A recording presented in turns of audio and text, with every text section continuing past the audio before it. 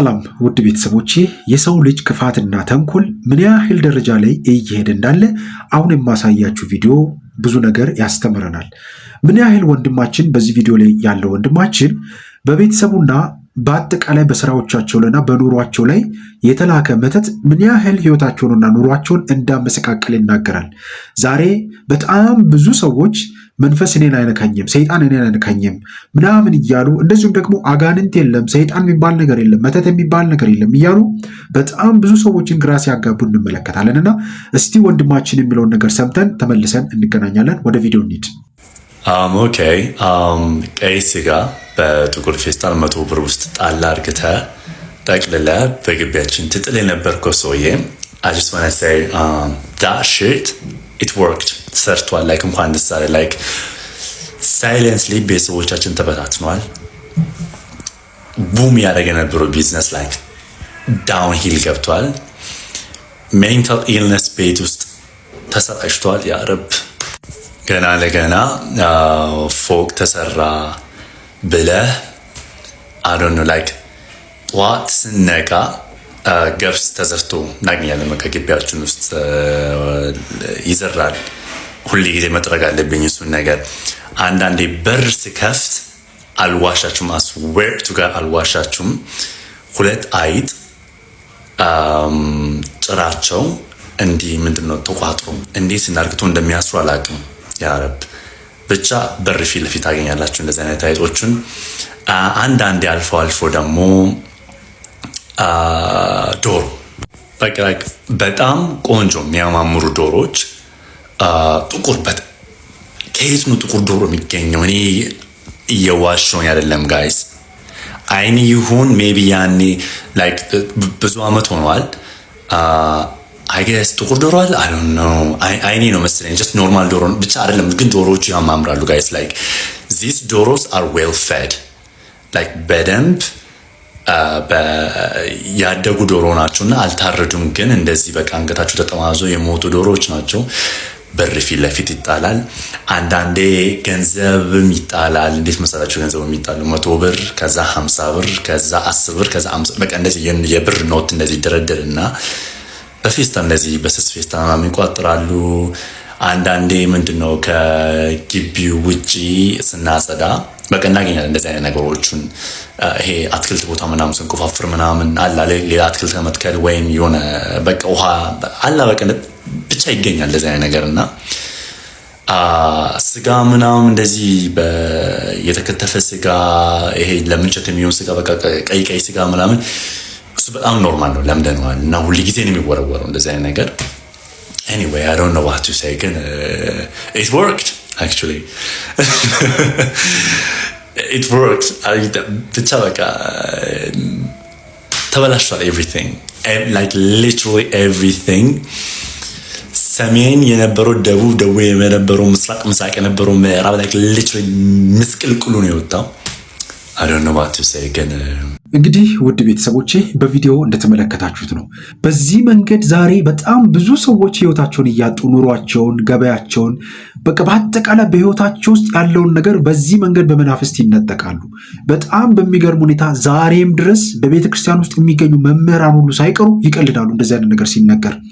በጣም ብዙ ሰዎች ያላግጣሉ። እኛም ደግሞ ብዙዎቻችን እንደዚህ አይነት መረጃ ሲነገረን በጭራሽ መስማት አንፈልግም። ስለ አጋንንት ስለ ሰይጣን መስማት አንፈልግም። ስለሚደረግብን በህይወታችን ስለሚደረገው ጤናችን ስለሚወሰደው ሀብታችን ስለሚወሰደው በረከታችን ሰላማችን ስለሚወሰደው ሲነገረን ተጠንቀቁ፣ ንቁ። በዚህ ዘመን ላይ ስርማሹ ቅጠል በጣሹ ጠንቋዩ መተተኛው የሰዎችን እድል እየወሰዱ የሰዎችን ኑሮ የሰዎችን ህይወት የሰዎችን ጸጋና በረከት ለማሳጣት የማይቆፍሩት ድንጋይ የለም። ንቁ ብለን ስንናገር ብዙ ሰዎች ይቀልዳሉ። ይህ ወንድማችን እንግዲህ እንደ ቀልድ የሚመለከቷቸው ነገሮች ኢቭን አሁንም እየተናገረው እንኳን እንደ ቀልድ ነው የሚናገራቸው፣ ግን ሆኗል እያለ ነው ያለው። ሆኗል፣ በህይወታቸው ላይ ተደርጓል። ያልተጣለ ነገር የለም። እንግዲህ ያልተጣለ ነገር የለም። ዛሬም እኮ በብዙዎቻችን ደጃፍ የማይወረወር የማይጣል ነገር የለም። በጣም በሚገርም ሁኔታ ብዙ ነገሮች የተጣሉ ግቢ ውስጥ በተጣሉ ነገሮች ዛሬ የስትሮክ ታማሚ ሆነው ያንን ነገር በመርገጥ የስትሮክ ታማሚ ሆነው ቤታቸው የተቀመጡ ብዙ ሰዎች አሉ። አላወቁትም። ግን መናፍስት መሆኑን ግን ብዙ ሰዎች አልተረዱትም። አጋንንት መሆኑን ብዙ ሰዎች አልተረዱትም። በጣም በሚገርም ሁኔታ ማለት ነው። እንደዚህ አይነት መረጃ የምንለቀው እኛ ስለ አጋንንት የማውራት ሱስ ኖሮን አይደለም፣ ስለ ሰይጣን የማውራት ሱስ ኖሮን አይደለም፣ እሱ የሚወራም ነገር ኖሮበትም አይደለም ሲጀምር። ነገር ግን ዲያብሎስን ተቃውሙላል መጽሐፍ ቅዱስ በተደጋጋሚ። ስለዚህ መቃወሚያው መንገድ ደግሞ አንዱም እንደዚህ ምስጢሩን ስናጋልጥ ነው። ክርስቶስ አምላካችንን ከፍ አድርገን ይዘን በእግዚአብሔር ኃይል በእግዚአብሔር መንገድ ሆነን እሱን እንደምናሸንፍም እያሳየን ስለሆነ ማለት ነው። ስለዚህ እሱን ከእግራችን በታች አድርገን ለመርገጥና ለመቀጥቀጥ ደግሞ ይህንን የእሱን ሴራና ምስጢር ማጋለጥ ያስፈልጋል። ዛሬ በጣም ብዙ ሰዎች ቤታቸው ንብረታቸው ሰላም አጥተው በቤታቸው በኑሯቸው ሳይስማሙ በጭቅጭቅና በመከራ የሚኖሩ በጣም ብዙ ሰዎች አሉ። በጣም ብዙ ሰዎች ማለት ነው፣ ቤቱ ይቁጠረው በእውነት። ነገር ግን ዛሬም ድረስ ብዙዎቻችን እናላግጣለን፣ ብዙዎቻችን እንቀልዳለን። እንደዚህ አይነት መረጃ ሲነገረን ራሳችንን መፈተሽና እንዴት እንዳደገን እንዴት እንደመጣን ከመመልከት ይልቅ ዛሬም አባቶችንና ሌሎችን እንደዚህ አይነት ስለመናፍስት ውጊያ የሚያወሩ ሰዎችን ማሳደድ ላይ ነው የተያዝነው። በጣም እናሳዝናለን። ይህ ወንድማችን የተናገረ ያለው የራሱን ህይወት ብቻ አይደለም፣ የብዙዎቻችንን ህይወት ነው። የብዙዎቻችንን ህይወት ዛሬ በነገራችን ላይ በማናውቀው መንገድ ለሌላ ነገር በተደረገው በተጣሉ የዶሮ የታረደ ዶሮ ሊሆን ይችላል፣ ኑፍሮ፣ ሌላም ነገር ይሆናል። መንገድ ላይ በተጣለው መስቀለኛ ሆነ መንገድ ላይ በተጣለ ነገር እኛ ባላወቅንበት መተን ለእኛ ባልሆነው ነገር ግን መተን ረግጠን ዛሬ ታማሚ ሆነን በየቤቱ የተቀመጥን ሰዎች በጣም ብዙ ሰዎች አለን። ብዙ ሰዎች ዛሬ የሰውን እድልና ሀብት የሰውን እውቀት የሰውን በረከት ወስደው በየውጭ ሀገሩ በተለያዩ ቦታ ላይ የሚኖሩ ሰዎች አሉ። እነሱ ሀብት ላይ በሀብት እየኖሩ እዚህ ግን ድሎ የተወሰደበት ሰው የጸጋው በረከቱ የተወሰደበት ሰው መከራውን እያየ ይኖራል። እንደዚህ አይነት ዓለም ላይ ነው ያለነው እኮ። ስለዚህ ውድ ቤተሰቦችን ልንነቃ ይገባል። የመናፍስቱ ዓለም በየጊዜው እየረቀቀ በየጊዜው ስልቱንና ዘዴውን እየቀየረ ምን ያህል ደረጃ እየሄደ እንዳለ ማለት ነው። በጣም የተገረምኩት ደግሞ ይህንን ቪዲዮ ሲመለከት ኮሜንቱ ላይ ገብቼ ሲመለከት በጣም ብዙ ሰው የሚጽፋቸው ነገሮች ይቀልዳሉ። በተለይ የኛ ሰዎች የሚቀልዱ የሚያላግጡ ሰዎች ናቸው የበዙት። እኔ የትኛውን አይነት ትምህርት ተምረን እንዳደገን ራሱ ይገርመኛል። ችግሮቻችን ሲነገሩን መስማት ለምንድን ነው እምቢ ያልነው? ወይስ ከመጽሐፍ ቅዱስ ላይ ሰይጣን አጋንንት የሚለውን ነገር ነቅለን እናስወጣው? ይህንን ነው የምንፈልገው? ዛሬ በብዙ መንገድ ከመንፈሳዊ ምግባራት ርቀን ከቤተክርስቲያን ስርዓትና ውጪ ሆነን ህይወታችን ኑሯችን በሙሉ በስጋ አስተሳሰብና በስጋ መንገድ ውስጥ ተይዞ ተወጥሮ የተገኘው እኮ ከእግዚአብሔር እቅፍ ስለወጣን ነው። ብዙዎቻችን በእግዚአብሔር መንገድ ውስጥ መሆንን፣ መድከምን፣ መንበርከክን፣ እግዚአብሔርን በጸሎት በስግደት መጠየቅን ብዙዎቻችን አንፈልግም። በምቾት ህይወት ውስጥ መኖር እንፈልጋለን። ነገር ግን ክርስትና እንደዛ አይደለም። ከእግዚአብሔር ጋር መኖር ደግሞ እንደዛ አይደለም። መስቀሉ እኮ የተባለው መስቀሉ የተሰጠን እኮ መስቀሉ መከራ ነው። አልጋ ባልጋ አይደለም የክርስትና ህይወት። ዛሬ ብዙ ሰዎች ስለ አጋንንት ሲወራ መስማት የማትፈልጉት ስለ አጋንንት ከተወራና የሆነ ምስጢር ከወጣ እሱን መዋጋትና እሱን ማሸነፍ ሌላ ድካም ስለሚጠይቅም አትፈልጉትም ብዙዎቻችሁ። አያችሁ፣ ብዙዎቻችን በክርስትና ውስጥ ያለውን ድካምና መስገድ መንበርከክ ከእግዚአብሔር ጋር መያያዙን የዕለት ዕለት ጸሎቱንና ስግደቱንና ልፋቱን አንፈልገውም። ነገር ግን መዳን እንፈልጋለን። ነገር ግን መፈወስ እንፈልጋለን። በጣም እኮ የሚገርም ነው። ሰሞኑን ከእድላችሁ በመተት ይወስዳል ይሄ ምልክቶች ብዬ በሰራሁት ቪዲዮ ላይ የተጻፉ ኮሜንቶች ነበሩ። በጣም ከገረመኝ ኮሜንት አዎ እንደዚህ ሆኗል፣ ነገር ግን ይህንን ደግሞ ብንጀምር እንደዚህ ነገር ብንጀምር ወደ ቤተክርስቲያን ብንቀርብ ደግሞ ይህ ነገር በስቶ ከፍቶ ፈተናው ይመጣብናል ብሎ የሚጽፉ ሰዎች አይቻሉ ኮሜንት ላይ። ስለዚህ እሱ እንደዚህ የሚያቀርበውን ነገር ፈርተን ወደ ቤተክርስቲያን ቀርበን ቤተክርስቲያን መድኃኒት የሆነውን ነገር ከቤተክርስቲያን ውስጥ መጠቀም ትተን በዛ ሐሳብና በዛ መንገድ ተይዘን ከቤተክርስቲያን ርቀን ዲያብሎስ እንደፈለገ እንደፈረሱ እየተጫወተ እንድንኖር ፈቀድንለት ማለት ነው። ዛሬም ብዙዎቻችን እንደዚህ አይነት አስተሳሰብ ያለን ሰዎች አለን።